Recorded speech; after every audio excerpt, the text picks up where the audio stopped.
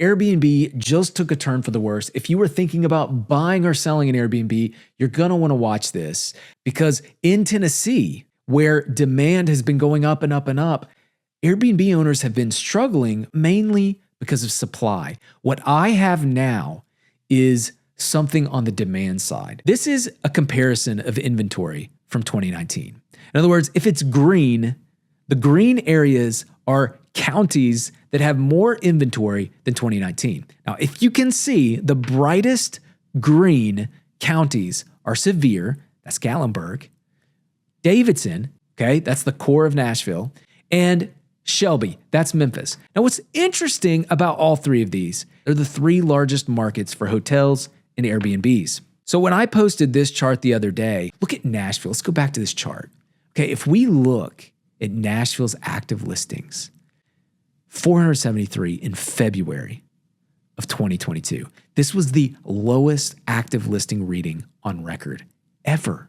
Lowest active listing reading. So it doesn't surprise me that you can look at the Airbnb listings right here and see that we also had almost a non-existent, non-owner occupied Airbnbs for sale. And we did. And now all of a sudden it's exploded. Now, why has it exploded? Well, this has primarily been a supply story thus far. Let me show you. We're going to get to some crazy demand information. You're going to love this. It's not AirDNA, by the way. I'm not even going to use AirDNA. Look at this right here. Okay, so this right here was in March of 2022. I was just up here a couple months ago. I wish I would have taken a video of it. It's unbelievable. Okay, but this was in March of 22. Let's see what it's like today. Okay, today, look, all of these are non-owner occupied Airbnbs. Everywhere you look, you can go down. There's just row after row after row after row. They're all the same thing. They're these cookie cutter 4-bed. I think they're 3-bath. Let's do it here too. Look, okay, this is what it looked like. March 22, nothing. All right, now we see, boom, just row after row of non-owner occupied Airbnbs. That's what these are.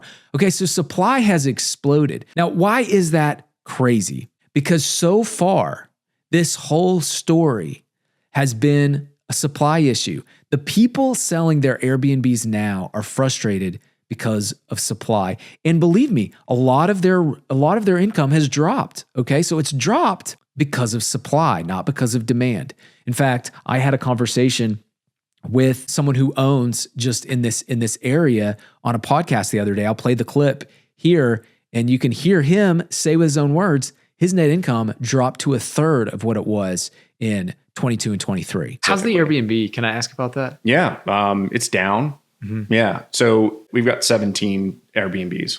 The rents are down, and it sucks because, like we made, I think our net profit last year was $300,000 probably on the entire portfolio. Okay. And I bet we'll make 120 this year. No, net profit. Are you serious? Yeah, net profit. Do you have any of them that are more profitable or mm-hmm. all 17 down? We have 2 sets that are really close to downtown.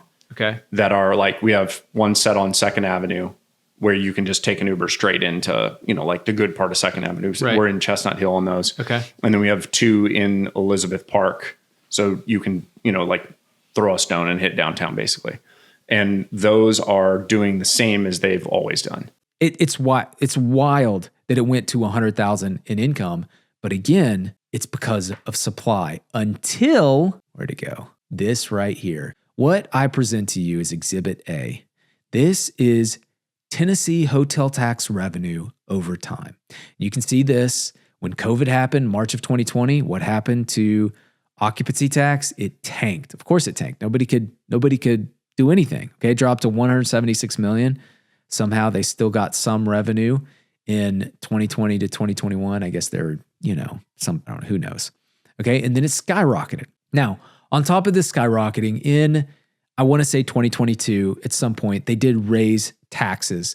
And so some of this can be distorted by local occupancy increases in taxes. Okay, so the increase is a combo of actual demand increasing and increased in taxes, which makes what just happened in the latest tax report for Tennessee. Now, I know this looks small, But you got to understand, this is an annualized number. I'm adding up the last 12 months and just plotting them over and over and over.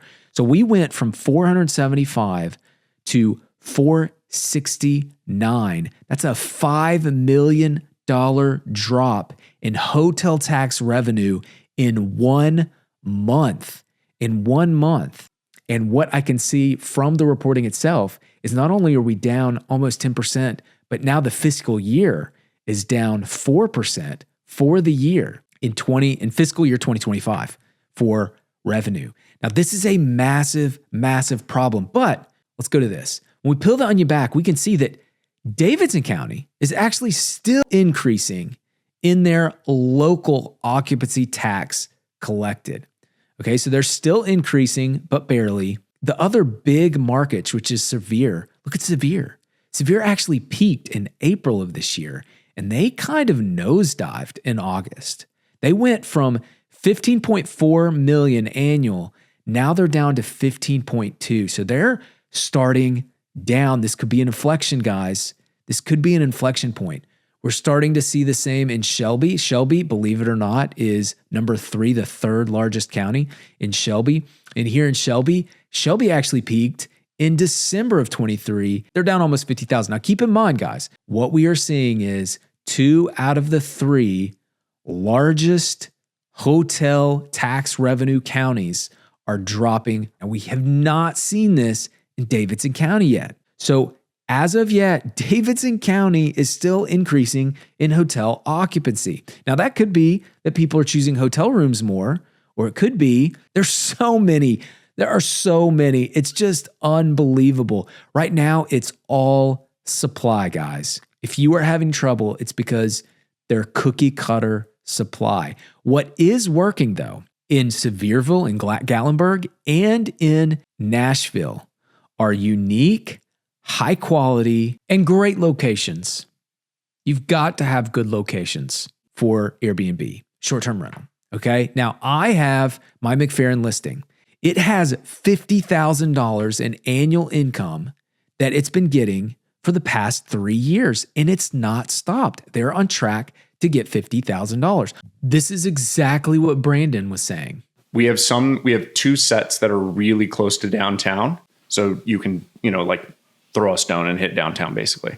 And those are doing the same as they've always done. So it makes sense that the McFerrin listing would do so well in Airbnb. Well, because it's a unique boutique 1-bedroom hotel where you can get a bedroom, a full kitchen, a full bathroom. It's 800 square feet. It's going to beat hotels any day of the week. Now, I did have a comment. They said, you cannot bank on that revenue. And at first I was like, yeah, they make a good point. You got to be conservative.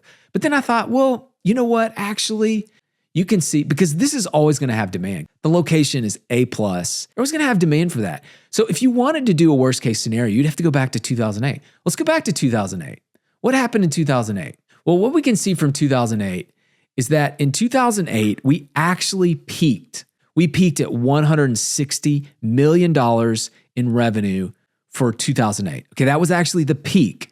All right, what happened after that is that by 2010, we troughed, and we troughed at 137. Okay, now the reason I bring this up is because if you have a good Airbnb in a good location, the fact is that modeling what happened in 2008 is a perfect way to do it, which is a 15% drop in revenue over 2 years, and then it starts going back up. I think that's worst case scenario. Now tell me if I'm wrong. You guys disagree with me if I'm wrong. But the bottom line is we are seeing an inflection point. It's starting in Gatlinburg and in Memphis, but it's hard not to wonder, is it going to spread to Davidson? It does not look like Davidson is slowing down at this point, okay? The answer is Davidson still has demand, but Tennessee revenues are starting to drop. Now, in Davidson, it's so highly competitive. You do not want a cookie cutter Airbnb.